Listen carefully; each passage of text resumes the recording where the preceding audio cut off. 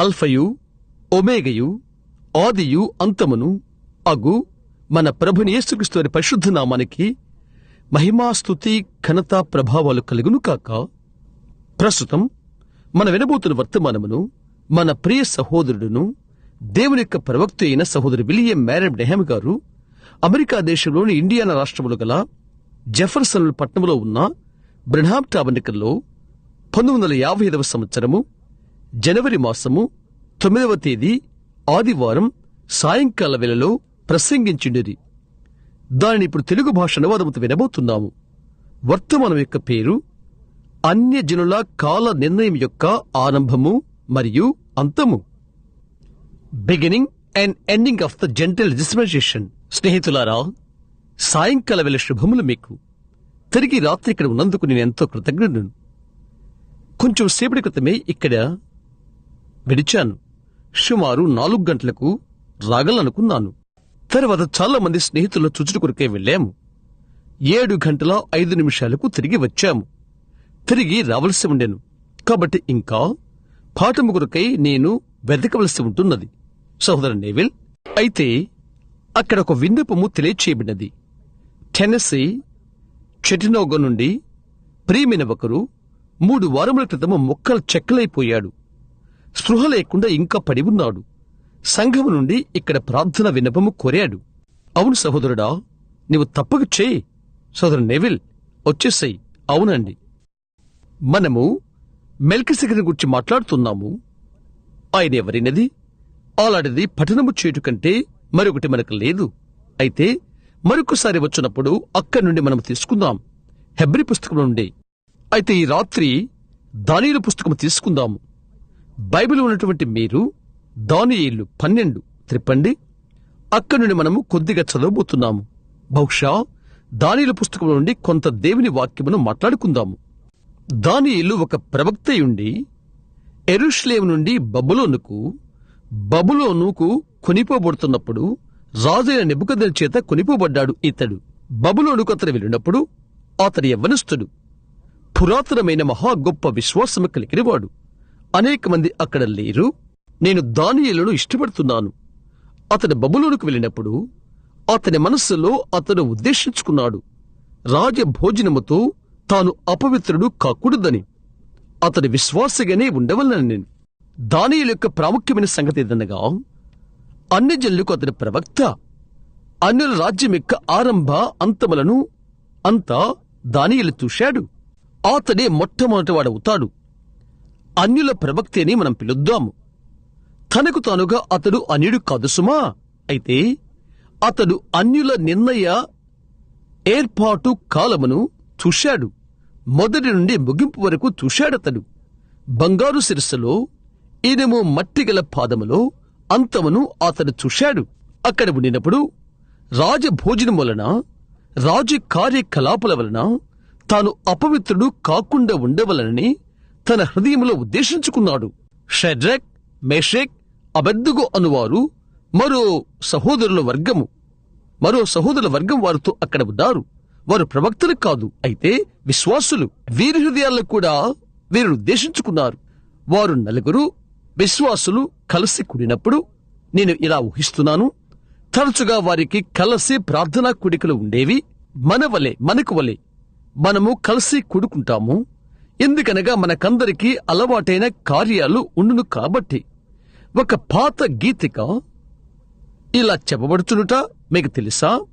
ఏ జాతి పక్షి ఆ జాతికి చేరును అని. లేక అటువంటిది ఒక పాత సామెత. అది మంచి సంగతి కూడా. ఏ జాతి పక్షి ఆ జాతికి చేరును అనేది. నీవు అందుకు ఆనందించట్లేదా? ఏ జాతి పక్షి ఆ జాతికి చేరును అనేది. కొంచెము కాలం క్రితము ఒక కూటమిలో నేను కూర్చుని ఉన్నాను. ఒకదాన్ని గుర్చి ఒకరు తర్కిస్తున్నాడు. అక్కడ చెరలోకి వెళ్లిన ఆత్మల గుర్చి అతడు మాట్లాడుతున్నాడు. యేసు మరణముందిన తర్వాత యేసు వెళ్లి బోధించాడు. ఇతడు మాట్లాడిన తర్వాత, సరే, దాన్ని గుర్చి నీవు ఏమని తలస్తున్నావు అని అడిగాడు. ఒక రంగుజాతి సహోదరుడు లేచి నిలబడి, బైబిల్ చెప్పినదే అది అని అన్నాడు. చెరలో ఉన్న ఆత్మల యొద్దకు ఆయన వెళ్లి బోధ చేశాడు. అది ఏమై ఉంటుందని నీవనుకుంటున్నావు? నోహు దినాల్లో ఓడ సిద్ధపరచుండగా దీర్ఘశాంతముతో ఉండగా మారు మనస్సు నొందని ఆత్మలు అవి బైబిల్ చెప్తున్న రీతిగానే అని చెప్పాడు. కాదు అని అన్నాడు. ఇలాగ చెప్పాడతడు. అది ఈ సంఘం. సంఘ శాఖలో ఉన్న పెంతెకొస్తు వారికి బోధించుట, వారిని చెరలో నుండి బయటికి తెచ్చుట. అతడన్నాడు, సహోదరుడా ఇటు చూడు. అతడు చెప్పాడు, పెంతెకొస్తు వారని అసలు అక్కడ నిర్వచించబడలేదు అది అని చెప్పాడతడు. అతడన్నాడు, చెరలో ఉన్న ఆత్మల యుద్ధకు ఆయన వెళ్లి ప్రకటించును. కాబట్టి నేను అన్నాను, ఆమెన్, అది యథార్థం. సేవకుడు నా వైపు చూచి, ఏ జాతి పక్షి ఆ జాతికి చేరును అని అన్నాడు.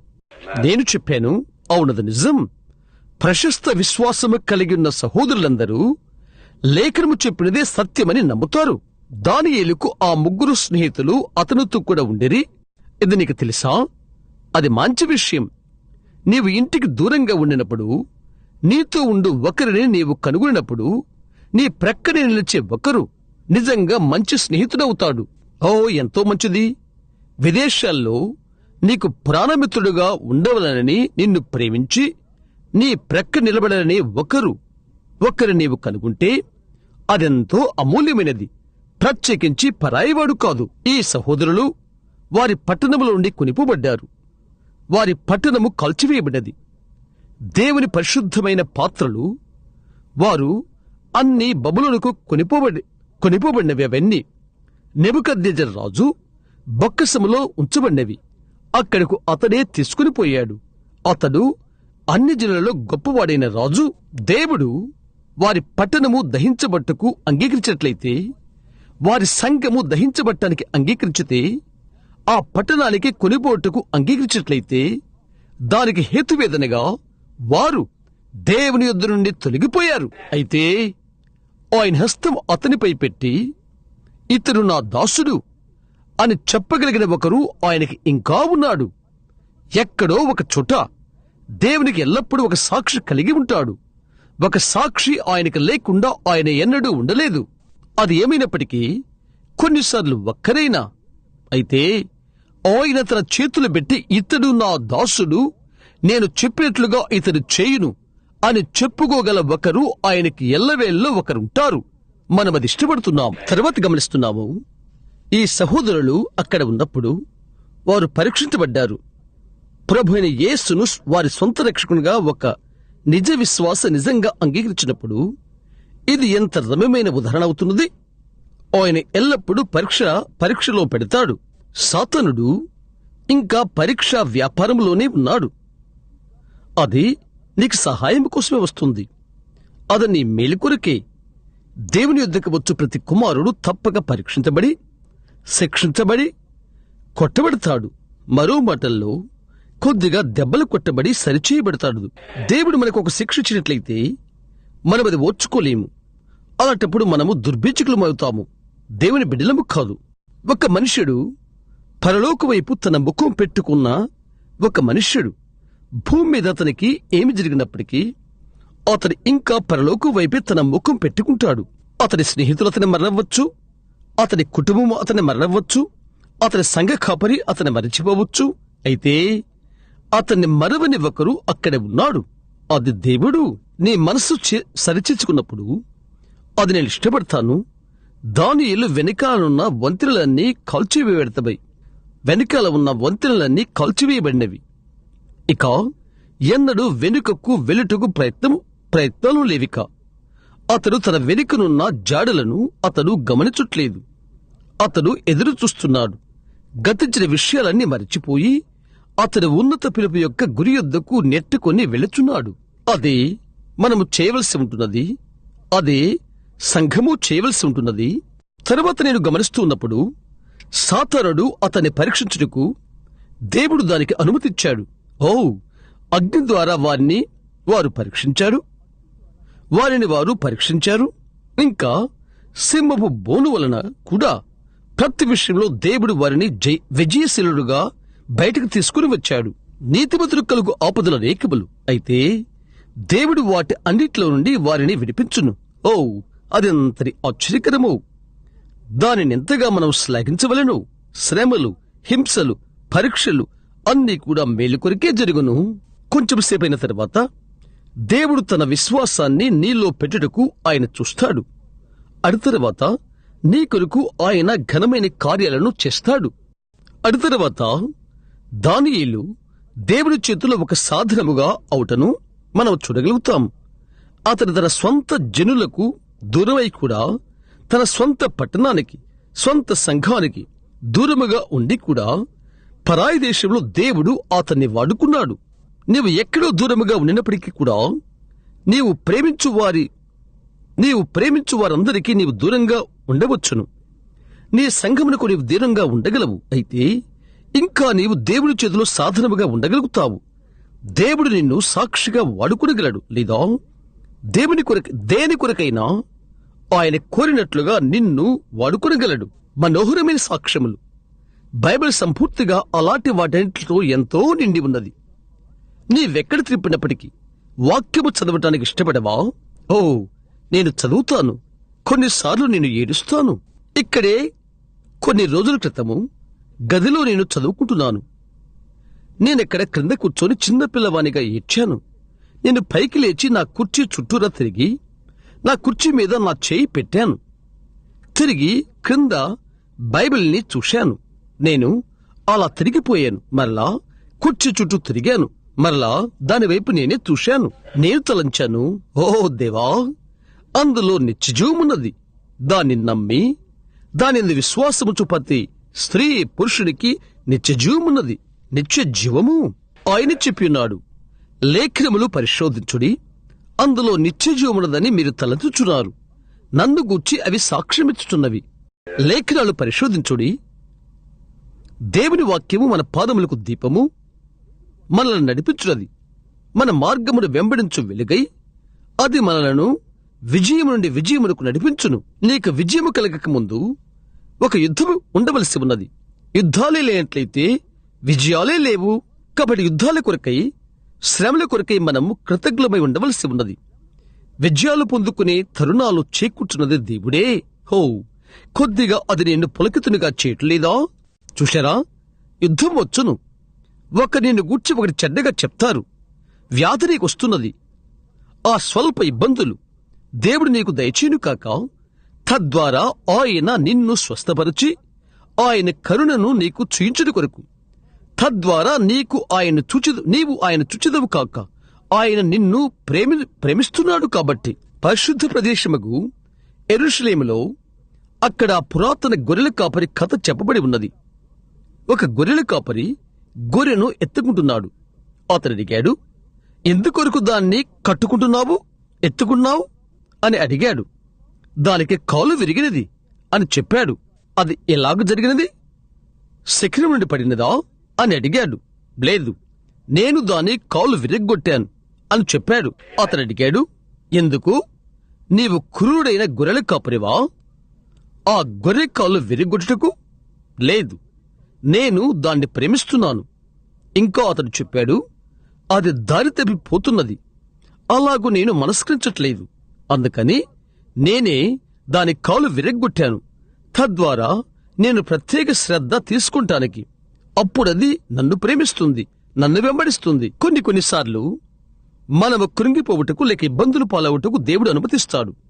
కొద్దిగా ఆరోగ్యంలోనూ, కొద్దిగా ఎక్కువ మెలకవిచ్చట్లోనూ ఆయన ఒడిలోకి మనల్ని వచ్చుటకు, ఆయన గుండెలపైన మనలను బుజ్జగించుటకు అలా చేస్తాడు. ఇక చేసేది ఏమీ లేదు అని వైద్యుడు చెప్తే, అప్పుడు ఆయన గుండెల్లోకి తీసుకుని, చూడు, నేను నిన్ను ప్రేమిస్తున్నాను, నేను నిన్ను బాగు చేయబోతున్నాను అని చెప్తాడు. చూశారా? హో, ప్రాణాన్ని కొంచెం ఉపశమనం చేయుట అది కదా. ఓ, ఆయన ఎంత గొప్పవాడు! ఆయన ఆశ్చర్యకరుడైన గొర్రెల కాపరి. ఆయన కాదా, యెహోవా నా కాపరి, నాకు లేమి కలగదు అని దావీదు చెప్పడంలో అతిశయోక్తి లేదు. ఆయన శాంతికరమైన జలముల యొద్దకు మనల నీలాగు నడిపించునో, వారి ప్రాణమునకు సెదదీర్చునో. మన గిన్నె నిండి పొర్లుచున్నది, శత్రువు ఎదుట అభిషేకించను. నీ యొక్క శత్రువు ఎదుట నీవెప్పుడైనా అభిషేకించబడితేవా? నీ పాత్ర నిండి పొర్లిపోయిన సాక్ష్యం ఇవ్వు. తెలుసా, శత్రువు ఎదుట అభిషేకించబడుట అన్నది ఎంతటి అద్భుతకరమో. ఎప్పుడు గమనించు, దేవుడు రాజైన నెబుకద్నెజరును తీసుకుని ఆయన చేతిలో అతన్ని ఒక సాధనముగా చేసుకున్నాడు. సింహం వలె అతని వెంట్రుకలు గడ్డి పెరిగినట్లుగా పెరిగినవి, లేక పక్షిరాజు ఈకల వలె అతని చేతివేళ్లు పక్షిరాజు పంజా అయినవి. దేవుడు అతన్ని ఎవరు నిజమైన రాజో తెలుసుకున్నట్లుగా చేశాడు. అతని మరణమైన తర్వాత అతని మనమడు బెల్తషాజరు అతని స్థానాన్ని స్వీకరించాడు. తరువాత ఇతను నెబుకద్నెజరు కంటే దుర్మార్గుడైపోయాడు. ఒక రాత్రి వారొక పెద్ద విందు జరిగించుకున్నారు. వారి అధికారులను, న్యాయాధిపతులను ఆ పెద్ద పండుగ కొరకు ఆహ్వానించారు. వారు ఈ పెద్ద పండుగ జరిగించుకుంటున్నప్పుడు వారు చేరుకుని దేవుని యొక్క పరిశుద్ధ పాత్రలు తీసుకున్నారు. అలా దేవుని ఎగతాళి చేటు కొరకై ప్రభు యొక్క పాత్రలో నుండి వారి దేవతల ఎదుట మంగళమని చెప్పి త్రాగుడు కొరకై మనుషుడు ఎంత దూరమైన ప్రయాణము చేటుకు అనుమతించబడతాడు. అయితే మరణానికి జీవానికి ఒక వేర్పాటు గీత ఉన్నది. నీవెన్నడూ అది దాటకూడదు సుమా. గమనిస్తున్నారా? కొంతసేపు నీ యొక్క కొద్ది బుద్ధిహీనత చేత నీ వెళ్ళిపోగలుగుతావు. అయితే గీత ఎక్కడున్నదో నీవు తెలుసుకుంటడం మంచిది. ప్రభువు ఎప్పుడైనా దేని మీదనైనా నిన్ను పరీక్షించాడా? ఆయన చేస్తాడు. మనందరినీ పరీక్షించు కల్లెపు పగ్గాలు లాగుతాడు. అదిక చాలు అని చెప్తాడు. అప్పుడు నీవేమి చేయుచున్నావో నీవు గమనించడం మంచిది. అక్కడి నుండి ఆ గీతకు అడుగులు దాటితే ఆ రాత్రిపూట దేవుడు పరీక్ష కల్లాలలో లాగినప్పుడు అతడు వినలేదు. క్రిందకు వెళ్లిపోయి ప్రభు పాత్రలు బయటకు తెచ్చి వారి దేవతకు మంగళం పాడుట కొరకై ద్రాక్షరసము త్రాగడం మొదలుపెట్టాడు. వెంటనే పరలోకం నుండి ఒక హస్తం వచ్చినది. గోడ మీద మెనే మెనే టెకాల్ ఉఫార్సిన్ అని వ్రాసినది. అర్థం, నీవు త్రాసులో తొయ్యబడితేవి, తేలిపోయిన వానిగా కనుగొనబడితేవి. ఎవ్వరూ దాని అర్థం చెప్పలేకపోయారు. అది అన్య భాష. అక్కడే ఒక మనుషుడు ఉన్నాడు. అతడు భాషల అర్థము చెప్పు వరము కలిగినవాడు, దానియేలు. కాబట్టి అతడు వచ్చి దానికి అనువాదం చెప్పి ఏమి జరిగినదో రాజునకు తెలియచేశాడు. అక్కడే దేవుడు దేశాన్ని, బబులోను దేశాన్ని నాశనం చేశాడు. దానియేలు అక్కడ ఉండి అతడి గంభీరమైన దర్శనాలు చూశాడు మరియు వాటిని గూర్చి వ్రాశాడు. ఈ దినం మనము కలిగియుండి ఎరిగియుండి అన్యుల రాజ్యము అంతమును గూర్చి క్రమమున పెట్టుటకై వ్రాశాడు. గమనించు, అవి ఎంత సంపూర్ణమైనవో. ఇప్పుడు వాటినే సమీపిద్దాం. అతడు రాజు యొక్క కళకు భావమును చెప్తున్నప్పుడు మొట్టమొదట ప్రతిమ మైదానములో నిలబడినుట చూశాడు. అతడు ఆత్మ సంబంధైన మనుష్యుడు. అతడు కలలు కంటున్నాడు. అతడు దర్శనాలు చూశాడు. కలల భావాలు చెప్పుచున్నాడు. ప్రతి ఒక్కరికి అది తెలిసి కూడా అతడు దర్శనాన్ని చూచినప్పుడు శిరస్సు బంగారము, ఇక్కడ ఉదరం వెండి, తొడలు ఇత్తడి, కాళ్ళు ఇనుము. గమనించు, ప్రతి ఒక్క రాజ్యము కొంచెము కొంచెము కఠినమైపోతున్నది. రాజైన నెబుకద్నెజరు రాజ్యము బంగారు శిరస్సు. అతడు దాని అర్థము చెప్పి ఆ రాజ్యములు ఏ విధముగా ఒకదాని తర్వాత ఒకటి అంతవరకు వచ్చున్నది అతడు అతనికి చెప్పియున్నాడు. ఆ తరువాత గమనించు, బంగారము మొదలు అది అతి మెత్తనది, తరువాత వెండి, అడు తర్వాత ఇత్తడి, అడు తర్వాత ఇనుము, అడు తర్వాత కఠినము చల్లబడి దూరమైపోయినది. తరువాత గమనించు, వాటి అన్నిటి మధ్యలో చేతి సహాయము లేకుండా పర్వతముల నుండి చెక్కబడిన రాయి వరకు దానియేలు ప్రతిమను చూశాడు. అది ప్రథమ యుద్ధకు దొరలి వచ్చి దాన్ని పగలగొట్టినది. ఎండాకాలమున నూర్చిన గోధుమ కల్లం వలె దాన్ని చేసినది. గాలి దాన్ని చెదరగొట్టినది. ఆ రాయి పెద్ద పర్వతముగా మారిపోయి భూమిని సముద్రమును కప్పివేసినది. అదే ప్రభు అయిన యేసు రాకడ. అది ఇప్పుడు సంసిద్ధముగా ఉన్నది. అతడు అలాగూ సాగిపోతున్నాడు. ఒక దినమున అతడు నదీ ఒడ్డున ఉన్నప్పుడు గాఢనిద్ర పట్టి మనగా పరవశుడైపోయాడు. ఒక దర్శనాన్ని చూచాడు. అతనితో ఉన్న అనేకులు వారు దర్శనము చూడలేదు. ఎందుకనగా అది దానియేలుకు మాత్రమే అనుగ్రహించబడినది. దాన్ని గ్రహిస్తున్నారా? నీ ప్రక్కనే ఒక నిలబడి ఉండవచ్చును. నీ ప్రాణాన్ని రక్షించుకు నీవు చూడనివి వారు చూడగలుగుతారు. అది నిజం. ఒకరు చెప్తారు, నేనది నమ్మను, నేను ఎన్నడూ అది చూడలేదు. ఎందుకనగా అది నీవు చూచుటకు కాదు పౌలుతో కూడా వెళ్ళినవారు. పౌలు నేల మీద పడిపోయి మట్టిలో దొర్లాడుతున్నాడు. వారిలో ఎవరి కూడా ఆ స్వరం వినలేదు, ఆ దర్శనం చూడలేదు. పౌలు అది చూశాడు. నక్షత్రము తనిఖీశాలను దాటిపోతున్న నక్షత్రాన్ని ఎవరూ చూడలేదు, జ్ఞానులు తప్ప. అనేకమైన విషయాలు అలాగుంటవి. కొందరు చూడటానికి మాత్రము దేవుడు పేరు పెడతాడు, మిగతా వారు చూడలేరు. నేను దాన్ని ప్రేమిస్తున్నాను. దేవుడు ఆయన అనూహ్యమైన జ్ఞానము చేత, ఆయన ముందు నిర్ణయము చేత, ఆయన ఏర్పాటు చేత కొన్ని జరగడానికి అంగీకరిస్తాడు. నీ ప్రక్కనే కూర్చున్న వ్యక్తికే అవి జరుగుతవి. అయితే నీకు మాత్రం దాన్ని గురించి తెలియదు. దాతాను చూడు. ఏలియా దాతానులో ఉండగా వచ్చిన సిరియా సైన్యం చుట్టూ ఉన్నవారు. వారు చుట్టూ ముట్టారు. ప్రవక్తని ఏలియా కొరకు చూస్తున్నారు. వారు తెలుసుకున్నప్పటికీ ప్రతిసారి సిరియన్లు ఇశ్రాయేలు మీదికి వచ్చి యుద్ధము చేయుటకు ఇశ్రాయేలు వారి కొరకు పొంచియుండు స్థలమందు ఉండేవారు. కాబట్టి సిరియా రాజు వారిని పిలిచి, ఇప్పుడు ఒక నిమిషం ఆగండి. మన పక్షమున్న వారు ఎవరు? ఇశ్రాయేలు పక్షమున్నది ఎవరు? ఇంకా అడిగాడు. నా వర్గములో ఉన్న ఒకడు వెగులువాడు. మనం ఎక్కడికి వెళ్తున్నాము? ఇశ్రాయేలుకు అతను తెలియజేస్తున్నాడు. ఎందుకంటే ఎప్పుడు వారు అక్కడే ఎదురు చూస్తున్నారు. అతని గూర్చి ఎరిగిన ఒక చిన్న ఆత్మ సంబంధమైన ఒకరు అక్కడ ఉన్నాడు. అతను చెప్పాడు, కాదు నాయనా, అది ప్రవక్తైన ఏలియా. అతనికి తెలుసును. తరువాత నీవెక్కడికి కదలున్నది అతని పడక గదిలో అతనికి తెలుసును. ఆమేన్. అణుశక్తి కదలిక ఆరంభము కాగానే అది ఎక్కడికి వెళ్ళనో దేవుని యొక్క వాక్యం మనకు తెలియచేయును.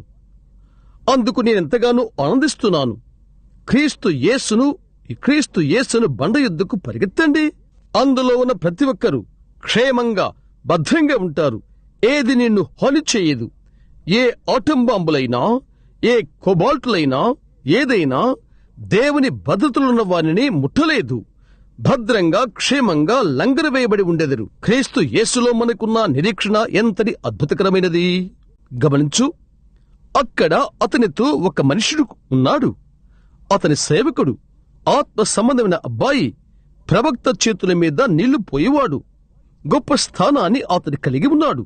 అయితే దాతాను చుట్టూ సిరియా సైన్యము అదంతా చుట్టుముట్టి ఉండుట అతని చూచి, నాయనా అటు చూడు అని అన్నాడు.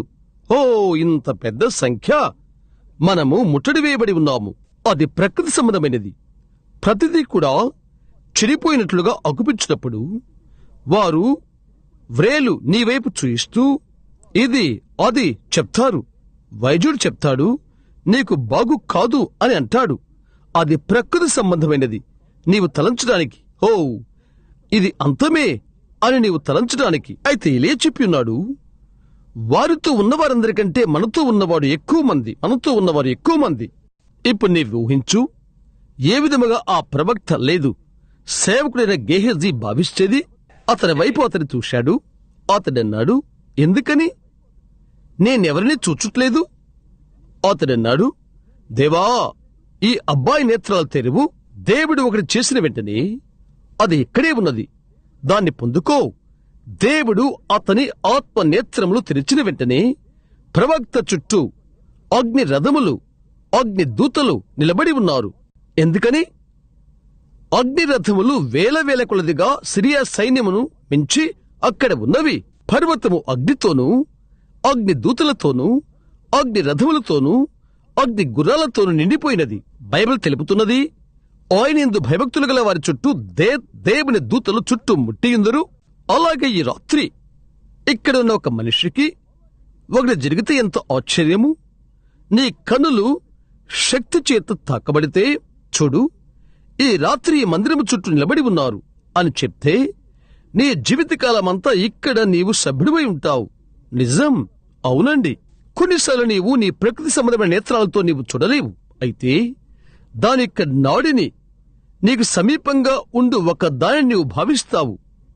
6వ ఇంద్రియము ఒకటి నీకు దగ్గరగా ఉన్నదని సూచిస్తున్నది. ఈ ఉదయమాయన్ని కనిపెట్టు. చెవిటివారి చెవులు తెరవజేయడం, పోలియో కుంటివారు వారియందు ఏ లోపము లేకుండా నడవడం. అది ఏంటి? అది లోపల ఇంద్రియము. నా అర్థం 6వ ఇంద్రియము. అది స్మృతి ఆత్మ. అది ఒకటి సమీపంగా ఉంటున్నది. దేవుని యందు విశ్వాసముంచము. మొదట వారది చూడరు. అయితే ఏలియా బహుశా అది చూడడు. ఏలియా అది చూడడు. అయితే ఆ అబ్బాయి అది చూచుటకు అతడు అడిగాడు. అయితే వారు అక్కడే ఉన్నారని ఎలీషా స్మృతి కలిగి ఉన్నాడు. ఆమేన్. ఒకసారి తోమా ఇలా అడిగాడు, ఆయన ప్రక్కలో నా చేతులు పెట్టనివు అని అన్నాడు. యేసు చెప్పాడు, నీవు చూచి నమ్మియున్నావు, ఆయనను చూడకుండా నమ్మిన వారి ఫలము ఎంతో గొప్పదయుండునని ఆయన చెప్పాడు. అదే ఈ రాత్రి మనము చూడకుండా ఎవరైతే నమ్ముతారో వారు. గమనించు, తరువాత ఎక్కడైతే ఈ పరిస్థితులున్నవో అక్కడకు నడుచుకుంటూ వెళ్ళాడు. వారితో చెప్పాడు. మొదట అతడు అక్కడికి వెళ్లి, బైబిల్ చెప్తున్నది, అతడు వారిని గుడ్డివారినిగా మొత్తెను అని. గుడ్డివారయ్యారు. వారి యొద్దకు నేరుగా వెళ్లిపోయాడు. నేను ఎరిగినంత వరకు వారి అందరికీ కనుదృష్టి బాగానే ఉన్నది. అయితే బైబిల్ తెలుపుతున్నది వారు గుడ్డివారు అని. కొద్ది రాత్రుల క్రితము ఒక చిన్నవాడు నాతో అన్నాడు, నీవు దేవుని మనుషుడివైతే నన్ను గుడ్డివానిగా మొత్తమన్నాడు. నేను చెప్పాను, నీవు ఎప్పుడో గుడ్డివాడవు. చూశారా, ఎప్పుడో గుడ్డివాడు. గమనించు, ఎక్కడైతే ఈ పెద్ద పరిస్థితులు ఉన్నవో, ఈ గొప్ప విషయం ఉన్నదో అక్కడికి అతడు నడుచుకుంటూ వెళ్ళాడు. మీరు ఏలియా కోసం వెతుకుతున్నారా అని అడిగాడు. అవును అని వారన్నారు. రండి, నన్ను వెంబడించండి, అతని దగ్గరికే నేరుగా నేను తీసుకుని వెళ్తాను. ఏలియా వారితో చెప్పాడు. దేని కొరకు వారు గుడ్డివారయ్యారు? అతడు దేవుని ప్రవక్త ఉన్నాడను సత్యమునకు వారు గుడ్డివారయ్యారు. దానికి వారు గుడ్డివారైపోయారు. తిరిగి అతడు వారిని చుట్టూ స్థలముల యొద్దకు తీసుకుని వెళ్ళాడు. రండి, నేను ఏలియాను మీకు చూయిస్తాను. మరి ఏలియాయే వారితో మాట్లాడుతుంది. వారు చుట్టూ చూస్తుండగా వారు చుట్టూ ముట్టడైనట్లుగా తెలుసుకున్నారు. రాజు అడిగాడు, నాయనా, వారిని కొట్టనా అని. అతడు అడిగాడు, వారిని బంధించి శిక్షించనా అని అడిగాడు. వారు భుజించుటకు ఒకటి పెట్టి తిరిగి వారి దేశానికి పంపివేయి. యుద్ధాలు విరమించుకునే పద్ధతి అది. అది మంచి పని కాదా? నిజం, మంచిదే. ఈ రోజు అదే పద్ధతిని మనం స్వీకరించినట్లయితే, నీ శత్రువుకు భోజనం పెట్టు, నీకు కీడు చేయ వారికి మేలు చేయి. ఆమేన్. అక్కడే గుడితనము. ఇప్పుడు ఏలియా లేదు. ఏలియని కాదు ఇప్పుడు నా భావం. దానియేలు ముందుగా చూశాడు. అతడు ప్రవక్తయ్యున్నాడు. ప్రభు రాకడను అతను చూశాడు. అంత్యకాలం వచ్చుటను అతడు చూశాడు. అన్యజనుల ఆరంభమును అతడు చూశాడు. మీరు గమనించితే అన్యుల విగ్రహారాధనతో ఆరంభమైనది. అన్యజనులు విగ్రహారాధనతో ఆరంభమైనది. పెద్ద విగ్రహం మైదానంలో పెట్టి ఉండగా మనుష్యుని విగ్రహం అది, మనిషి యొక్క ప్రతిమ అది. వారు ఆరాధన చేశారు. నేను నమ్ముతున్నాను అది దానియేలే అని. కారణం, రాజైన నెబుకద్నెజరు అతన్ని బెల్తెషాజరు అని పిలిచాడు. అది అతని దేవత. నీతిమంతుడు, పరిశుద్ధుడైన ఒక మనిషి ప్రతిమను అతడు ఆరాధించుటకు ఆరంభించెను. అది చేయుటకు దానియేలు తిరస్కరించాడు. అలాగే హెబ్రీ బాలురు షడ్రక్, మెషక్, అబేద్నెగోలు కూడా ఆ విధముగా అది ప్రవేశపెట్టబడినది. అది గద్దించబడినది. బంగారు శిరస్సు ప్రతిమ యొక్క ఆరాధన ప్రవేశపెట్టబడినది. దానిని బలవంతము చేసినది. దైవికమైన చేవరాత, దైవికమైన భాష, కేవలం అది దైవికమైన గ్రాహ్యము చేతనే అది అర్థము చేసుకొనగలదు. దానితో అది ముగించబడినది. ఆమేన్. ఆ విధముగా అన్యుల రాజ్యము ఆరంభమైనది. అది ఆ విధముగా బయటికి వెళ్ళిపోతుంది. అది నిజం. దైవిక సంబంధమైన కార్యముల ద్వారా, దైవిక సంబంధమైన అనువాదము ద్వారా. నేను ఏం మాట్లాడుతున్నానో తెలుసా? దైవిక సంబంధమైన పనులు. అదెంతటి అద్భుతమో! ఈ రాత్రి నీవు సంతోషంగా లేవా? దైవిక సంబంధమైనవి నీవు నమ్ముతున్నావా? అవును. తర్వాత ఈ దర్శనాలు వచ్చిన తర్వాత దేశములు ఎక్కడ ఉండునో అవి అతనికి ఆయన చూయించాడు. అనేక సంవత్సరాలు ఇంకా యూదుల మీదనే ఆనుకొనియుట ఆయన అతనికి చూయించాడు. అతడు చెప్పాడు, మెస్సియా వచ్చును, 70 వారములు గూర్చి ఆయన ప్రవచించును. అవి 3.5 సంవత్సరములు. దాని మధ్యలో ఆయన కొట్టివేయబడును. అది 7 సంవత్సరములు. 70 వారములు నీ ప్రజలకు నియమించబడెను. 7 సంవత్సరములు ప్రవచనము యూదులకు. ఆయన చెప్పాడు, అభిషిక్తుడు అగు అధిపతి వచ్చి ప్రవచించును. 7 వారముల మధ్యలో 7 దినములు అది కొట్టివేయబడును. నాశనకరమైన హేయ వస్తువు దాని స్థానంలో నిలువబెట్టబడును. వారు యెరూషలేము గోడలు త్రొక్కుదురు. అన్ని జనులు ఒక కాలముల విభజన. మెస్సయ్య వచ్చినప్పుడు, యేసు వచ్చినప్పుడు ఆయన ఖచ్చితంగా 3.5 సంవత్సరాలు బోధించాడు. ఒక అర్పణకై కొట్టివేయబడ్డాడు. అనుదిన బలి నిలిపివేయబడినది. హేయమైనది నిలుచు వరకు నాశనము చేయుట ముస్లిం ఓమర్ పరిశుద్ధ ఆలయ స్థలములో ఈనాడు నిలిచి ఉన్నది. ఎక్కడైతే ఆలయమున్నదో ఖచ్చితంగా ఓమర్ మసీదు నిలిచి ఉన్నది. ఆయన చెప్పాడు, వారు యెరూషలేము గోడలను త్రొక్కుదురు. అన్యజనుల కాల నిర్ణయ ఏర్పాటు ముగించు వరకు వారు యెరూషలేము గోడలను త్రొక్కుదురు. అయితే అన్యజనముల అంతము 3.5 సంవత్సరము ఇంకా ఉండును యూదులకు. ఇప్పుడు గమనించు, ప్రవచన చరిత్రలో ఎంతో గగురుపాటును కలిగించే ఒకటి బైబిల్ యొక్క ప్రవచనమును తెలుసుకోవాలని నేను బలవంతంగా కోరట్లేదు. అయితే ఇది వార్తాపత్రిక కంటే ఎంతో విషదంగా చదివినట్లుగా ఉన్నది. మనం ఇక్కడ ఏమి చదివామో అది సత్యమని మనకు తెలుసును. గమనించు, 2500 సంవత్సరాలు ఆకాశము క్రిందనున్న ప్రతి దేశానికి యూదులు చెదిరిపోయి ఉన్నారు. వారిని వెనుకకు తెచ్చుటకు దేవుడు ఫరో యొక్క హృదయాన్ని కట్టెపరిచినట్లుగా వీరిని తిరిగి పాలస్తీనాకు తోలివేయ వరకు ఆయన హిట్లర్ హృదయాన్ని కట్టెము చేశాడు. మొస్సోలిన్ మొదలుగా వారి హృదయాన్ని కట్టెము చేశాడు. తిరిగి వచ్చి వారు వారికి ఒక దేశాన్ని తయారు చేసుకున్నారు. 2500 సంవత్సరాల తర్వాత మే 6న 1947న యూదులు జాతీయ పతాక మొట్టమొదటి ఇస్రాయేల్ దేశం మీద ఎగరవేయబడినది.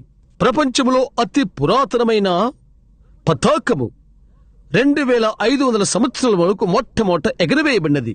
ఆయన చెప్పున్నాడు, కడవరి దినాలలో ఆయన యెరూషలేము పైన ఒక సూచన పుట్టింతును, కాలము సమీపయున్నదని చూయించుటకు. గమనించండి, ఇక్కడే కొద్ది కాలం క్రితమే అక్కడ వేయబడిన ప్రవచన రీలును నేను చూశాను. వారి విమానములలో వేలకు వేలు యూదులను తీసుకుని వచ్చుచున్నారు. పత్రికల్లో మొదలైన వాటిలో మీరు చూచి ఉందరు. లుక్ మరియు లైఫ్ మ్యాగజైన్లలో దాన్ని పట్టుకున్నవి. వేల కొలది యూదులు తిరిగి వచ్చుచున్నారు. వేరు వారిని అడిగారు, దేని కొరకు మీరు తిరిగి వచ్చుచున్నారు అని. వృద్ధులు, కుంటివారు, యవ్వనస్తులు వారిని వీపుల మీద మోసుకుని వచ్చుచున్నారు. అడిగారు, అలాగన మీరు మీ స్వదేశానికి చచ్చిపోడుకని వచ్చుచున్నారా అని. వారన్నారు, లేదు, మేము మెస్సయ్యను చూచుట కొరకే వచ్చుచున్నాము అని చెప్పారు. యేసు చెప్పియున్నాడు, అంజూరపు చెట్టు చిగురించడం మీరు చూడగనే మరియు మిగతా చెట్లు కూడా చిగురుస్తవి. కాలము సమీపైనదని తెలుసుకునండి, లేక వసంతకాలము సమీపైనదని తెలుసుకునుడి. ఎండాకాలము కాబట్టి సంగతులు జరుగుట మీరు చూడగనే మీ తలలు పైకెత్తుకునుడి. మీ విమోచన సమీపమై ఉన్నది. ఈ రాత్రి ఈ ప్రపంచము కమ్యూనిజము చేత తేనె తెట్టెవలే చుట్టబడినది. కొంచెం సేపటి క్రితము ఒక మనిషితో నేను మాట్లాడుతున్నాను. నేను ఎరిగినంత వరకు అతడు ఒక మంచి అధికారి. ఈ దేశంను గూర్చి, కమ్యూనిజంను గూర్చి అతడు మాట్లాడాడు. అది ఎంతగా నిన్ను చుట్టుముట్టిందనటకు నీ మోకాళ్ల వరకు నిన్నది వణికింపజేస్తున్నది. ఇక స్థిరమైనది ఏదీ ఉండదు. చివరికి మన స్వంత దేశం సహా స్థిరంగా నిలిచే ఒకటి నేను ఎరిగినది, అది బండయగు యేసుక్రీస్తు. క్షరణమలేని రాజ్యమును మనం పొందుకుంటాము. ప్రతిదీ కూడా పడిపోతున్న ఈ దినమున మన కొరకు యొక్క స్థిర పునాది ఉన్నది, ప్రభుని యేసుక్రీస్తు. అది స్నేహితులారా, అందులోకి రండి.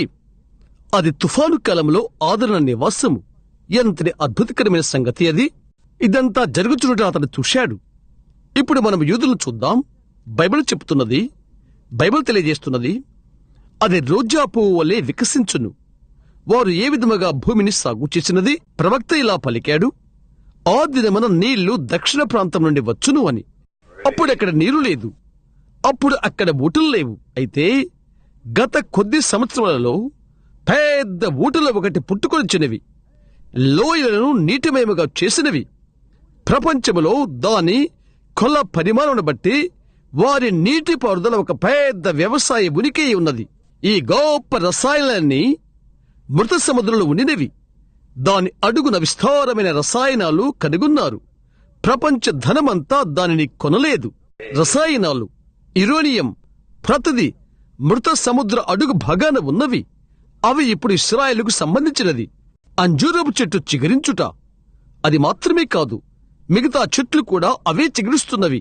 కమ్యూనిస్టులు చిగురిస్తున్నారు, అంత్యక్రీస్తు చిగురించుచున్నది, మరియు దేవుని సంఘం చిగురించుచున్నది. తిరిగి ఆమె తన శక్తిలోకి వికసిస్తున్నది. చీడపురు కొంత భాగాన్ని తినివేసినది, గొంగళపురు కొంత భాగాన్ని తినివేసినది, మిడత కొంత భాగాన్ని తినివేసినది, పసర పురుగు కొంత తినివేసినది. అయితే దేవుడు చెప్పియున్నాడు, నేను తిరిగి బ్రతికిస్తాను. ఆమె ఇప్పుడు మొగ్గవేస్తున్నది, చెట్లు లేత చిగురు వేయుచున్నవి. దానియేలు చూశాడు, ఆనందించాడు. ఆ సమయమందు అతడు చెప్పాడు, 12వ అధ్యాయం, ఆ కాలమందు నీ జనుల పక్షమున నిలుచునట్టి మహా అధిపతియగు మిఖాయేలు వచ్చును. అప్పుడు నీ జనులు రాజ్యముగా కూడిన కాలం మొదలుకొని ఈ కాలం వరకు ఎన్నటికి కలుగునంత ఆపద కలుగును.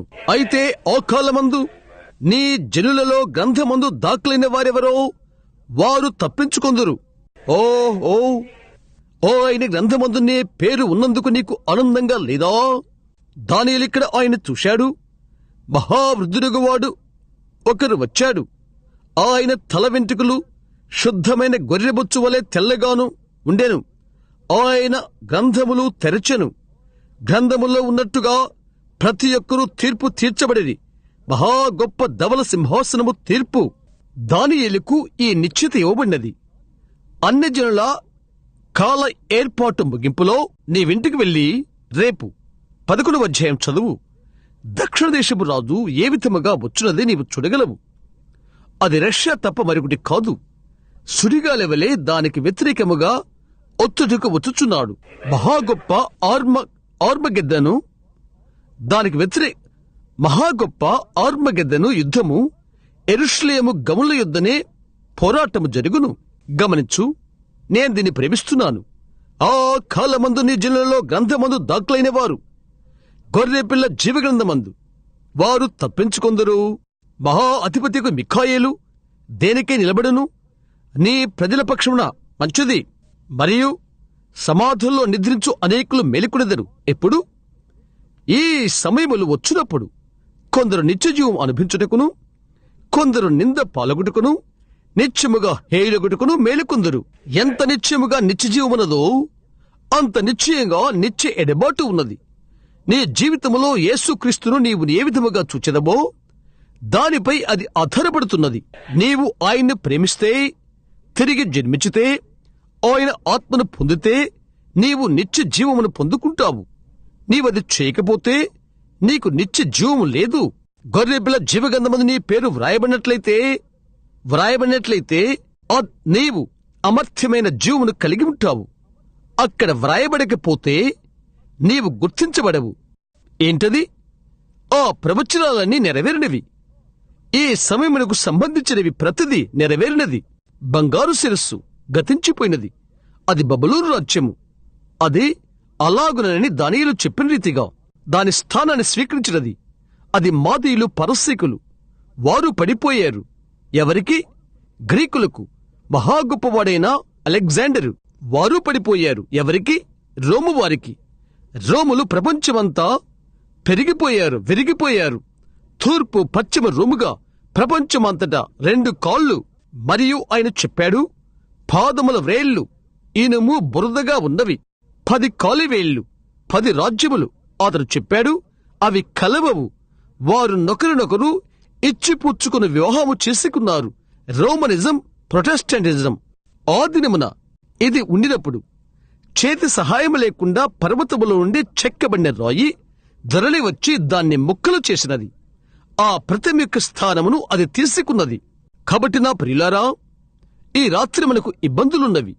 యుద్ధాలు గుర్చిన సమాచారములు అక్కడక్కడ భూకంపములు, రాజ్యం మీదికి రాజ్యము, కలవరింత సమయములు. విదేశాలను నేను ఇప్పుడే వచ్చాను. వారు చెప్పులలో వణుకలేని ఏ దేశాన్ని నేను చూడలేదు. తరువాత ఏమి జరుగుతుందో వారికి తెలియదు. అయితే తరువాత ఏమి జరుగుతుందో మనం ఎరిగినందుకు ఈ రాత్రి మనము ధన్యవాదాలు చెల్లించవద్దా? ప్రభువైన యేసుక్రీస్తు మహిమతోనూ ప్రభావముతోనూ రెండవసారి వచ్చును.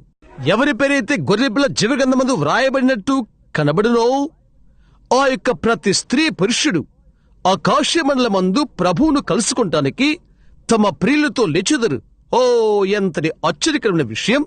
ఆ హేతుచేతనే మనము ఇలాగూ చెప్పుచున్నాము, మన నిరీక్షణ యేసు రక్తం మీద తప్ప వేరొక చోట కట్టబడలేదు. నీతితో ఉన్న ఆత్మ అన్ని కొనాలు ఇచ్చెను. ఆయనే మన నిరీక్షణ మరి నిలయము. ఆ కాలమందు మహాధిపతికి మిఖాయేలు నిలబడును. మిఖాయేలు క్రీస్తు. దేవదూతల యుద్ధం పరలోకమందు దయ్యముతో ఆయనే చేశాడు. సాతానుడు మిఖాయేలు కలిసి పోరాడారు, లేక ఒకరితోకరు విరోధముగా పొట్లాడారు. ఎప్పుడు అతడు చెప్పాడు, ఆ కాలమందు ఎందరైతే జీవగ్రంథమందు దాఖలవుతారో వారు తప్పించుకుందరు, ఎవరైతే నీతిని చేయుదురో వారు. దీన్ని గమనించు, బుద్ధిమంతులైతే ఆకాశ మండలములోని జ్యోతులను పొనిన వారే ప్రకాశించెదరు. నీతి మార్గమనుసరించి నడుచుకున్నట్లు ఎవరు అనేకులు త్రిప్పుదరో వారు నక్షత్రం వలె నిరంతరము ప్రకాశించెదరు. కొన్నిసార్లు నేనిది చూశాను. ప్రియులారా, నేనిది ఆలోచన చేశాను. ఉదయాన్నే నేను బయటికి వెళ్తాను. వేకువనే నిద్రలేచుటకు నేను ఇష్టపడతాను. పెందలిక లేవటానికి మీరు ఇష్టపడరా? సహోదరులు, నేను పర్వతాల్లో ఉండుట నాకు జ్ఞాపకమున్నది. ఉదయాన్నే చాలా పెందలికడ. సుమారు 4 గంటలకు మేము లేస్తాం. చూడు, అక్కడ వెనుక వేలాడుతున్నది ఒక ఉదయ నక్షత్రం. అక్కడ ఉన్నది. తెల్లవారికి మునిపే చీకటి ఉండగానే అది వస్తున్నది. అంధకారం అమలుకొనుట మనము చూస్తున్నాము. ఏంటది? అదే చీకటి నెట్టివేస్తున్న వెలుగు. ఒకటి వదిలిపెట్టవలసి ఉన్నది. రాత్రంతా ఉరకలు తీసిన క్రిమి కీటకాలన్నీ సూర్యుడు ఉదయించగనే, వెలుగు ప్రకాశించగనే వాటి ఆశ్రయాన్ని అవి స్వీకరిస్తవి. రాత్రి చీకటి, రాత్రి వెలుతురు ఒక భవనములో ఉండలేవు. అది చీకటి కావాలి, లేదా అది వెలుతురైనా కావాలి. వెలుగు చీకటి కంటే ఎంతో బలమైనది. ఆ విధముగానే లోకములోనున్న అందరి శత్రువుల కంటే క్రీస్తు ఎంతో బలవంతుడు. మనము శాస్త్రవేత్తల ద్వారా బోధించబడ్డాము ఇలాగున: వెలుతురు వచ్చుట ఆరంభము కాగానే అది చీకటిని ఘనీవింపజేస్తున్నది. చీకటి తన యొక్క మిగతా సమూహముతో ఏకమైపోతవి వెలుతురుతో పోట్లాట్టు కొరకై. అయితే వెలుగు జయించి ముందుకు వచ్చేస్తుంది. బైబిల్ చెప్తున్నది, కడవరి దినాలలో సాతానుడు గర్జించు సింహం వలె తిరుగుతుందని. అది తన యొక్క మిత్రులందరినీ, తన శత్రులందరినీ, మన శత్రులను వారందరినీ సభ చేస్తున్నది. మృగము యొక్క ముద్ర అను పెద్ద తల యుద్ధకు కుప్ప చేస్తున్నది. మత సంబంధమైన మండలాలతో సంఘముల సమాఖ్యముగా చేస్తుంది. వారందరూ ఏకమై ఒక పెద్ద సంస్థాపంగా తయారవుతారు. కథోలిక్ వలె. మరియు లోక పరిపాలకులు వారికి వారు ఏకమవుతారు. ఒక పెద్ద శిరస్సుగా తయారవుతారు. రాజకీయ మండలాలతో కమ్యూనిజముగా పిలువబడుతున్నది. దేవుని యొక్క వెలుగు ముందుకు నెట్టుకుని వెళ్తున్నది. అది చేయటికి అదే సమయంలో ఏమి జరుగుతుంది? క్రైస్తవ సంఘము, జీవముగల దేవుని సంఘము అభిషేకించబడును. ఆమె యుద్ధకు శక్తి వచ్చును. ఆమె పరిశుద్ధాత్మను పొందుకుంటుంది. గత సంవత్సర ఫుల్ గాస్పెల్ మండలాలలో 1,500,000 మార్పు చెందినవారు. సంవత్సరం తర్వాత సంవత్సరము దేశాన్ని ఊడ్చివేసిన గొప్పవారు. మనం ఇక ఒక సందులో ఉండము. మనము హల్లెలూయా పెరిగే దారిలో ఉన్నాము. మనమిక చిన్న గుడిసెలో లేము. గత సంవత్సరము ఫుల్ గాస్పెల్లో 1,500,000 కెథోలిక్కును జయించి వేసినది. ఏంటది? వెలుగు కూటమి ఎవుట. గొప్ప స్వస్థత సభలు భూగోళాన్ని చుట్టుముట్టినవి. హల్లెలూయా! అక్కడ ఫోర్మోసా లోపల స్వస్థత కూటములు జరుగుతున్నవి. ఇక్కడ జపాన్లో స్వస్థత కూటములు జరుగుతున్నవి. దక్షిణ శీతల ప్రాంతాలలో స్వస్థత కూటములు జరుగుతున్నవి. ప్రపంచమంతటా స్వస్థత కూటములు జరుగుతున్నవి. హల్లెలూయా! ప్రతి ఒక్క చోట మనుషులు పరిశుద్ధాత్మను పొందుకుంటున్నారు. మనము అంత్యకాలంలో ఉన్నాము. అదేమి చేయుచున్నది? అప్పుడే దయ్యం చెప్తున్నది, ఇప్పుడే నా సమయం. అతడు తన బలమును ప్రోగు చేసుకుంటున్నాడు. సంఘముల సమాఖ్య నిలుపు చేయడానికి ప్రయత్నిస్తూ అవి గోల డబ్బాల కుప్ప తప్ప మరేమి కాదు అని అంటున్నవి. వారికి అదేమీ కాదు, అదంతా మూఢభక్తి, పరసంబంధమైన పని జరుగుట కంటే మరొకటి కాదు అది. అదే సమయంలో అమెరికా మెడికల్ అసోసియేషన్ కాగితం మీద చిన్నది ఒకటి వ్రాస్తూ, సర్వశక్తిమంతుడైన దేవుని యందు నమ్మికముంచక అతని యొక్క సహకారి ఆయనేనని అంగీకరించని ఏ మనిషి అయినా రోగుల గదిలోకి వచ్చి ప్రజలకు పరిచర్య చేయుటకు హక్కు లేదు అని చెప్పారు. గతించిన నెలలో క్రిస్టియన్ హెరాల్డ్ వైద్యులను పర్యవేక్షణ చేస్తూ దాన్ని గురించి నేను గొప్పలు చెప్పుకున్నట్లయితే నాకు నేను వ్రాయలేను అని పైన వ్రాశారు. అదేంటి? ప్రతిదాని మధ్యలో దేవుడు తన మహిమకు సాక్ష్యం మిప్పించుటకు ఆయన శత్రువులను ఆయన కారణభూతులుగా చేయుచున్నాడు. అవునండి, వైద్యుడు చెప్తున్నాడు, మేము కేవలము ఉపకరణాలు చెల్లించగలము, అయితే దేవుడే స్వస్థపరచువాడు. నేనన్నాను, బుద్ధి లేని ఈ చిన్న గుంపు ఎల్లప్పుడూ ఎరిగియున్నది. ఆ గొప్ప మనుషులు ఇప్పుడు కనుగొంటున్నారు. మహిమగల ఈ దినాలలో ఈ గొప్ప బలము వేశ్యలను స్త్రీలుగా చేసి త్రాగుబోతులు పెద్ద మనుషులుగాను క్రైస్తవులుగాను మార్పు చేయటం నువ్వు చూస్తున్నావు. అదే శక్తి ఈ భూమి నుండి వారిని పైకెత్తి ఎత్తబడుటలో వారిని మహిమగృహానికి చేరుస్తున్నది. అదెంతో ఆలస్యమై ఉండవచ్చును, అనేకులకు అది ఆలస్యమై ఉండవచ్చును. ఆ కాలమందు మిఖాయేలు ప్రజల పక్షము నిలబడును, ఆయన దేశముల పక్షమున నిలబడడు, ఆయన ప్రజల పక్షమున నిలబడును. మరియు సమాధుల్లో నిద్రించు అనేకులు మేలుకునెదరు. కొందరు నిందపాలగొట్టుకును నిత్యముగా హేయులగొట్టుకును మేలుకుంటారు. నీతి మార్గమును అనుసరించి నడుచుకున్నట్లు ఎవరు అనేకులు త్రిప్పుదురో వారు నక్షత్రముల వలె నిరంతరం ప్రకాశించెదరు. హల్లెలూయా! ఒక గుడారమో ఒక గుడిసో నేనెందుకు లెక్క చేయాలి? అక్కడ నా కొరకు ఒక స్థలాన్ని వారు కడుతున్నారు. ఒక దినాన నన్ను చూచుటకు అక్కడకు రండి. ఏంటది? నేను బయటికి వెళ్లిపోయి ఆ పెద్ద అరుణోదయ నక్షత్రాన్ని చూశాను.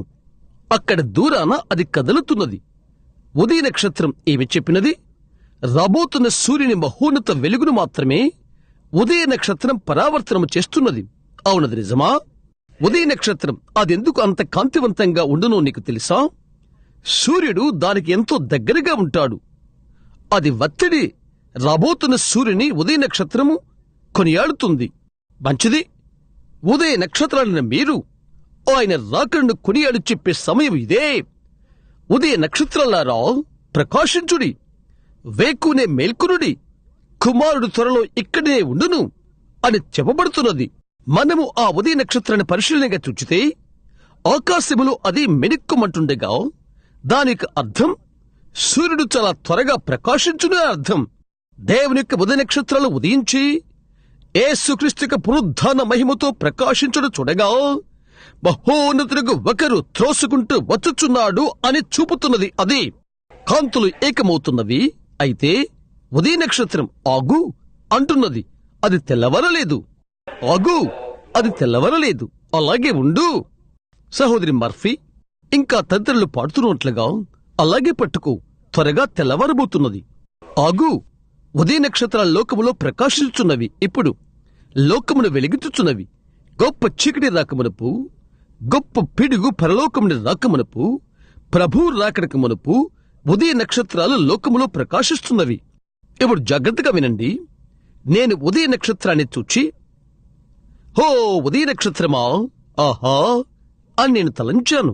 ఒక దినాన సహోదరి వుడ్స్ నేను అక్కడి నిలబడి ఉన్నాను. అతడు అప్పుడే నిప్పు ముట్టించాడు. మేము ఉదయవేళ పలహారం తినబోతున్నాము. నేను అలా తిరిగి ఉదయ నక్షత్రాన్ని చూచాను. అక్కడ దేవదారు చెట్ల పొదలోకి వెళ్ళాను. గాలులు పైన్ చెట్లలో గలగలలాడుతున్నవి. నేనెక్కడ అలాగే నిలబడి ఉన్నాను. హాయిగా భావించాను. ఆ మంచి ఉదయవేళ మంచి గాలిని ఆఘ్రానించాను. అది ఒక విధంగా ఎంతో మంచుపడుతూ ఉన్నది. కాలువ యొద్దకు వెళ్ళిపోయి ఒక బకెట్టు తెచ్చాను. నీవు తీసుకోకముందు గడ్డకట్టిపోయినది. ఆ పైన చెట్లలో నా చేతులు పైకెత్తి అక్కడి నిలబడి ఉన్నాను. నేనా ఉదయ నక్షత్రం వైపు చూచాను. నేను ఇలాగనుకున్నాను, ఓ ఇటు చూడు, ఏంటి 45 సంవత్సరాలు నాకు గతించినవా?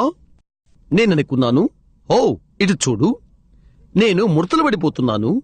నా చేతులు ముడతలు పడుతున్నవి, తల వెంట్రుకలు రాలిపోతున్నవి, పళ్ళు ఊడుతున్నవి. ఓ 45 సంవత్సరాలు నాకు గతించిపోయినవి. అయితే దూరాన చూడు, దేవుడు ఆయన చేతులు చాచి హూ అని అంటే అది ప్రకాశించునుగాక అనిన దినమున ప్రకాశమానంగా ఉన్నట్లు అలాగే అది ఉన్నదే. అప్పుడు నేను ఈ లేఖనాన్ని ఆలోచన చేశాను.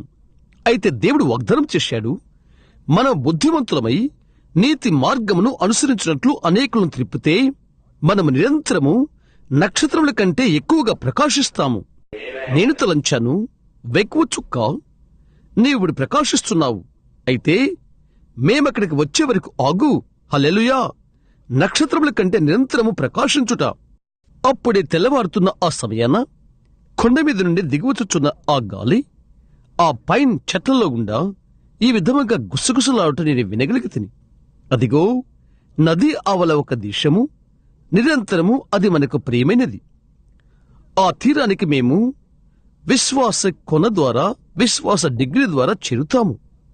ఒకరి తర్వాత ఒకరం గవని యొద్దకు వచ్చేదము. నీ కొరకు నా కొరకు బంగారు గంటలు కొట్టబడినప్పుడు నిరంతరము నివాసము అక్కడ ఉండుటకు. ఆహా, ఎటువంటి ఘనమైన విషయం! జ్ఞానులైన వారు అనేకులను నీతిమంతులుగా చేయుదురు. వారు నిరంతరం నక్షత్రముల వలె ప్రకాశించెదరు. కాబట్టి ఎంతటి వ్యత్యాసాన్ని అది కలుగు చేస్తున్నది. ఎలాగైనా ఎందుకొరకు ఈ చిన్న కాల వ్యవధి ఇక్కడ? ఈ భూమిలో పాత ధూళి, వెన్నెముక లేని పురుగు, చిన్న మత్య దేహము అది కృషించి పోవలసి ఉన్నది. తిరిగి మట్టయిపోతున్నది. శరీరపు పురుగులు తినివేస్తవి. ఓ దేవునికి మహిమ! దేవుని మహిమకై ప్రకాశించుటకు నాలో ఉన్నదంతా తిరిగి లేవనివు. ప్రతి భారమును ప్రక్కనబెట్టి ఆయన మహిమ బలములు పరిశుద్ధాత్మ ప్రసరణ చేయును. సువార్త పఠించడం ద్వారాను, రోగులను స్వస్థపరచడం ద్వారాను యేసుక్రీస్తు మృతుల్లో లేచియున్నాడని రుజువు చేయుటకు ఓ నిరంతరము. దానియేలు ఈ మాటలను మరుగు చేసి అంత్యకాలం వరకు ఈ గ్రంథమును ముద్రింపుము. చాలా మంది నలుదిశలా సంచరించినందున తెలివి అధికమగును. దానియేలును నేను తుచుచుండగా మరిద్దరు మనుషులు ఏటి అవతలి ఎడ్డును ఒకడును, ఏటి ఇవతలి ఎడ్డున ఒకడును నిలిచిరి. ఆ ఇద్దరిలో ఒకడు నారబట్ట వేసుకున్నవాడై పరిశుద్ధాత్మ ఏటి నీళ్లపైన ఆడుచుండు వాని చూచి జనములు, జనసమూహములు, ప్రజలపైన పరిశుద్ధాత్మ, ఓ హల్లెలూయా, పరిశుద్ధాత్మ. ప్రకటన 15:16 చెప్తున్నది, జనులు, జనసమూహము. జలము అనగా జనములు, జనసమూహములను సూచిస్తున్నది. అయితే ఇక్కడ తెల్లని నారబట్ట ధరించుకున్న ఏటి నీళ్లపైన ఆడుచు ఆకాశవైపు చేతులెత్తి నిత్య జీవియగు వాని నామమును ఒట్టుబెట్టుకుని ఇవి జరుగునప్పుడు ఇక సమయముండదు. హల్లెలూయా! ఇక సమయముండదు. అది ఒట్టు పెట్టుకునబడినది. ఈ రాజ్యములు విడిపోయి ఇవి జరుగుతున్నప్పుడు దేవుని యొక్క మర్మము ఎప్పుడూ పరిసమాప్తమైనది. ఏంటది? దేవుని యొక్క మర్మము, మహిమ నిరీక్షణయగు దేవుడు నీలో ఉన్నాడు, ప్రకాశిస్తున్నాడు. పరిశుద్ధాత్మ బాప్తిస్మము. తర్వాత ఆయన చెప్పాడు, ఇవి జరుగునప్పుడు ఇక సమయముండదు. తమ దేవుని ఎరుగువారు దానియేలు చెప్పుచున్నాడు.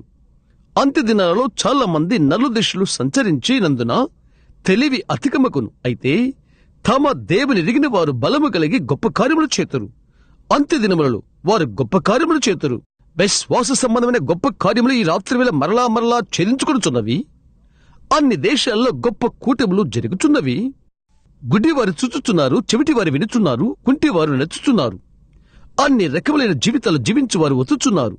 వారు పరిశుద్ధాత్మను పొందుచున్నారు. పేదలు, నిరుపేదలు మాత్రమే కాదు, కాని కోటీశ్వరులు మొదలుగువారు. దేవుడు తన వస్త్రము తీసుకుని ప్రతి ఒక్కరి మీద పెడుతున్నాడు. పెండ్లి విందుకు ఆహ్వానాన్ని వారికి ఇచ్చుచున్నాడు. మహోన్నతులైన మెల్కీషెదెకు ఒక దినమున వచ్చును. ఈ ఘనమైన ఒక దినాలలో దేవుని రాజ్యములో నూతనముగా ఆయనతో సహవాస భోజనము భుజింతుము. ఓ, ఆయన రాజ్యములో ఉన్నందుకు ఈ రాత్రి నేను ఎంతో ఆనందంగా ఉన్నాను. అవునండి, ఒక మహోన్నతమైన దినమున, ఒక ఆశ్చర్యకరమైన దినమున ఇక సమయముండదు. తుషారా, మనం నిశ్చిత్వంలో ఉండి వచ్చాము, బయటికి వచ్చాము. లోకము నిర్మాణము కాకమునపు మనమున్నాము. అది మీకు తెలుసా? దేవుడు తన స్వరూపమందు నరుని చేశాడు. యోబు తనకు తాను కొంత జ్ఞానము కలిగి ఉన్నాడని తాను తలస్తున్నప్పుడు యోబుతో ఆయన అడిగాడు, నీవెక్కడ ఉన్నావు? భూమికి పునాది వేసినప్పుడు, దానికి వేయబడక మునుపు దేవుని కుమారులు ఏకముగా కూడి పడినప్పుడు, ఉదయ నక్షత్రాలు జయధ్వనులు చేసినప్పుడు నీవెక్కడ ఉన్నావు? ఉదయ నక్షత్రాలు జయధ్వనులు చేసినవి ప్రకాశిస్తున్న వారు ఒకానొక దినన ఇక్కడ భూమి మీద గుడారమవుదురని వారు చూచి జయధ్వనులు చేశారు. దేవుని యొక్క నీతితో రాజైన మెల్కీషెదెకు వచ్చి దేవుని కొరకై మనలను విమోచించుటకై ఆయన ప్రాణమును అర్పించును. తిరిగి ప్రకాశించే నక్షత్రాలు నిరంతరముండును. భూమికి పునాదులు వేసినప్పుడు నీవి ఎక్కడ ఉన్నావు? అవి ఎక్కడ తగులుకుని ఉన్నవి తెలియచేయి. దేనిపైన నిలబడి ఉన్నవో నాకు చెప్పు. ఒక మనుష్యుడు మాట్లాడినట్లు నేను మాట్లాడుతాను. నేను నీవు నడుము కట్టుకో. యోబు చచ్చిన మన వలె బోర్ల పడిపోయాడు. దానికతడు నిలబడలేకపోయాడు. దేవుడే ఎక్కడ ఉన్నాడు, అక్కడే నీవున్నావు. భూమికి పునాదులు వేసినప్పుడు నీవెక్కడ ఉన్నావు? ఈ మహిమగల సువార్త పాత నిబంధన ప్రవక్తల ద్వారా ప్రవచించబడి ఉన్నది. అది యుగముల గుండా వచ్చి ఉన్నది. ఈ రాత్రి ఇక్కడే ఉన్నది. అది దేవుని ద్వారా రుజువు చేయబడుతుంది. ఆమె లోకమును ఊడ్చివేసినది. దానిని వారు బయట పెట్టాలనుకున్నారు. అయితే గాలి వీచుచున్న ఒక దినాన అడవిలో ఎండిన కలుపమున్నది. నీవది చేయలేవు. ఎందుకు? నీవెంతగా దాని నిమిత్తం పొట్లాడతావో నీవంత గాలులు దానికిస్తావు. నీవు దానికి ఎక్కువ గాలు ఇచ్చినప్పుడు అది మండుటానికి కఠినమవుతుంది. అదే విషయం అక్కడ పర్వతాలలో కొద్దిగా మంటలు వేసుకుంటుంటాము. ఉదయాన్నే నేను మంట మండించడానికి ప్రయత్నిస్తున్నప్పుడు నేను బయటికి వెళ్లిపోయి అందులో కొన్ని పుల్లలు వేయుదును. పొగ వచ్చి మండుట కొరకై. కొద్దిగా అక్కడ పొగ ఉన్నదని, ఒకచోట అగ్ని ఉందని నాకు తెలుసు. నేను చేయవలసిన ఒకటేదనగా, నేను నా టోపీ తీసి దాన్ని విసురుతాను. అది చివరకు మంట మండుతుంది లేక రగులుకుంటుంది. అదే ఈనాడు మనకు కావలసి ఉన్నది. మరి ఒక బలమైన వీచిని గాలి పెంతెకోస్తు దినాన దిగినటువంటి తిరిగి విశ్వాసులు పొందుకుని ప్రభువైన యేసుక్రీస్తును ఆయన రాకడ యందు మహిమలో ఎదుర్కొంటానికి విశ్వాసాన్ని తిరిగి విసరుట, అది కావలసి ఉన్నది. సూచక క్రియలు, అద్భుతాలు, మర్మైన విషయాలు జరుగుడు చూడు. అక్కడక్కడ భూకంపములు, చెరువులను ఛేదించి వేస్తున్న సముద్ర అలలు. యేసు చెప్పినట్లుగా మనుషుల హృదయాలు భయముతో కృంగిపోవును. భయము. హో, ఎవరు మొదట కొబాల్ట్ బాంబు విసురుతారు? ఏమి జరుగుతుంది? కొన్ని గంటల్లో సమస్త ప్రపంచము నిర్మానుష్యమైపోవును. ఎందుకు? విమానంలో ఉండి అది త్రోయబడక ముందే దేవుని సన్నిధానములో మనము ఉంటాము. అవునది నిజం. అదేమవుతుంది? అదేమీ కాదు. అయితే ఈ పాత శరీర వస్త్రమును మనం పడవేస్తాం. మనం విడిచిపెట్టి లేచిపోయి నిత్య బహుమానమును చేరుతాము. శుభ్రార్థన, వీడ్కోలు అని కేకలు పెడుతూ ఆకాశం గుండా వెళ్ళుచూ కేకలు పెడతాం. అదంతా అయిపోయినది. మనం గృహము చేరుతాము. ఈ పాతదైన శరీరమును క్రిందబెట్టి దూరాన వస్త్రము కొరకు, కిరీటము కొరకు అది మారుస్తాము. అది పాతబడినది. ఒక వృద్ధుడైన పురుషుడు, ఒక వృద్ధురాలైన స్త్రీ, ఒక యవ్వన వ్యక్తి కొరకై తిరిగిపోతారు. నిత్యత్వముతో మహిమ వీధిలో పైకి క్రిందికి నడుచుటకు, ప్రభువైన యేసుక్రీస్తు సన్నిధానంలో ప్రకాశించి నిరంతరము జీవించుటకు తిరిగి వెళ్ళిపోతారు. సర్వోన్నతమైన స్థలముల్లో దేవునికి మహిమ, మన మధ్య ఆయన గొప్ప కార్యములు చేశాడు అని పడుతాం. దేవుని యొక్క శక్తి ప్రతి విధమైన ప్రతిదానంలో రుజువవుతున్న మనం యాత్రలో ఉన్న ఈ రోజు మనము చుట్టువైపులా చూద్దాం. ఎక్కడ మనం ఉంటామో. అంజూరపు చెడు చిగురించట చూడు, మిగతా చెట్లు చిగురించట చూడు. దేశాలు వాటి మొగ్గలు తొలుగుతున్నవి. పరిశుద్ధాత్మ సంఘము చిగురించుచుండట చూడు. తిరిగి పెంతెకోస్తు అదే సూచక్రియలతో, అదే అద్భుతాలతో పునరావృతమవటము చూడు. హల్లెలూయా. ప్రార్థించుకుందాం. యేసుక్రీస్తు యొక్క పునరుద్ధాన శక్తిని బట్టి ఈ రాత్రి నీకు కృతజ్ఞతలు చెల్లించుకుంటున్నాము. ఆయన యొక్క మహోన్నతమైన రూపమును బట్టి, ఆయన పరిశుద్ధాత్మ అభిషేకాన్ని బట్టి నీకు ధన్యవాదములు. మా యొక్క ఒప్పుకోలకు విజ్ఞప్తి చేయుచు నిరంతరము జీవించి ఇక్కడ ఉన్నందు కొరకై నీకు కృతజ్ఞతలు చెల్లించుకుంటున్నాము. అగ్నికురువుల వలె మమ్మల్ని తటాలను లాగిన ఆయన స్వస్థత శక్తిని బట్టి మేము మీకు కృతజ్ఞతలు చెల్లించుకుంటున్నాము. ప్రభువా, సమాధిలోండి మమ్మల్ని బయటికి తీసి మమ్మల్ని పైకి లేపి మా బలమును నూతనపరిచి ఈ చీకటిలోకి మేము వెళ్లిపోయి ఇక్కడ ప్రకాశించడానికి మాకు శక్తిని ఇచ్చినందుకు ఇందుకొరకై నీకు ధన్యవాదాలు చెల్లించుకుంటున్నాము. తండ్రి, రక్షించబడిన వారిని నీవు దీవించమని మేము ప్రార్థన చేస్తున్నాము. రక్షించబడిన అందరినీ దీవించుము తండ్రి. అనుగ్రహము చూపండి. రోగులను స్వస్థపరిచి మహిమ పొందుకో. ఈ చిన్న మందిరాన్ని దీవించుము. ప్రజలను దీవించుము. సంఘ కాపరియకు సహోదరు నెవిల్ను దీవించుము. సంఘ పరిచారకులను, ట్రస్టీలను దీవించుము. ప్రభువా, అనుగ్రహము చూపుము. వారి మీద నీ స్వస్థత హస్తము పెట్టుము. దయ్యం వచ్చి చిన్న చిన్న భేదప్రేమలు కలిగి చేస్తే ప్రభువా, అది స్వస్థపరచము. ఇప్పుడే గిలాదులోని గుగ్గిలముతో చెయ్యము. ప్రభువా, అనుగ్రహము చూపుము. వారి మీద అభిషేక తైలము ఉంచుము. వారిని హృదయమందు దీనులుగాను ఆత్మేందు మనోహరంగాను చేయుము. ప్రభువైన యేసు అడుగు జాడల్లో వారు నడిచెదరు కాక. భౌతికమైన వారికి సంభవించి వారు వ్యాధిగ్రస్తులవుతారు. యేసు యొక్క రక్తము వారికి పూయట కొరకై దేవుని దూత వారి ప్రక్క నిలబండు కాక. అది అనుగ్రహించండి. రోగులందరినీ స్వస్థపరచము. వారి యొక్క గొప్ప అక్కరను నేను చూచి స్వార్థపులంలో నేను అడిగిపోయినప్పుడు ప్రభువా, నాకు సహాయము చేయము. హో, అంతటి అక్కర ఈ దినాన ఉన్నది. మిలియన్లు చనిపోతున్నారు. క్రీస్తును ఎరగకుండానే ఈ దినమందు 144,000 మంది అన్యులు చనిపోయారు. ప్రియమైన దేవా, నాకు సహాయము చేయము. మమ్మల్నందరినీ దీవించుము. ప్రభువా, అక్కడ దూరాన యేసుక్రీస్తులో పరలోక స్థలములో నీ సింహాసనం పైన నీతో కలిసి కూర్చుంటానికి ఈ భూమిలోండి మమ్మల్ని లేపుము తండ్రి. దయచేయము. ఆ సమయం వరకు ఆరోగ్య బలములు మాకు ఉండును కాక. యేసు నామమున అడుగుచున్నాము. ఆమేన్. ఇప్పుడు విను. ఒక క్షణం. ఇక్కడ ఎంతమంది మెథడిస్టు వారు ఉన్నారు? మీ చేతులు పైకెత్తండి.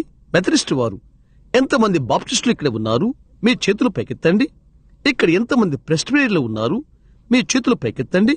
ఎంతమంది నజరీన్లు ఉన్నారు? మీ చేతులు పైకెత్తండి. ఎంతమంది లూథరన్లు ఉన్నారు? మీ చేతులు పైకెత్తండి. మంచిది. మనమంతా ఇక్కడ ఉన్నాము. చూడండి, మనమంతా ఒకే స్థలములో పరలోక స్థలంలో కూర్చొని ఒక పెద్ద గుంపుగా కలిసి కూర్చొని ఆశీర్వాదంతో ఆనందిస్తున్నాము. మెథడిస్టులు బాప్టిస్టులు లూథరన్లతో మీరు కరస్పర్శ చేయాలని కోరుతున్నాను. ప్రక్కకు తిరిగి ఒకరు చేయబొకరు కరస్పర్శ చేయండి. ఈ ప్రక్కకు తిరగండి. ఇది మేము పాడుతూ ఉండగా అది మీకు సంతోషాన్ని కలిగించట్లేదా? మీరంతా ఒకటిని మీకు ఆ భావన కలిగించట్లేదా? ఎంతమంది ఇక్కడ క్రైస్తవులున్నారు? మీ చేతులు పైకెత్తండి. ప్రభువైన యేసుక్రీస్తును నమ్మిన వారంతా మీ చేయి పైకెత్తండి. ఓహో, ఎంతటి ఆశ్చర్యకరమైన విషయం అది. మనమిప్పుడు వేరైపోతున్నప్పుడు మన వివిధమైన గృహాలకు మనము వెళ్తుండగా ప్రార్థన ద్వారా వేడుకలు పొందుకుందాం. ఇప్పుడు మనం మన పాతదైన మన మంచి పాట, వేడుకోలు పాట పాడుదాం. ఎంతమందికి అది తెలుసు? యేసు నామమున మీతో తీసుకుని పోండి అనున్నది. ప్రతి ఒక్కరు ఇప్పుడు కలిసి పాడుకుందాం.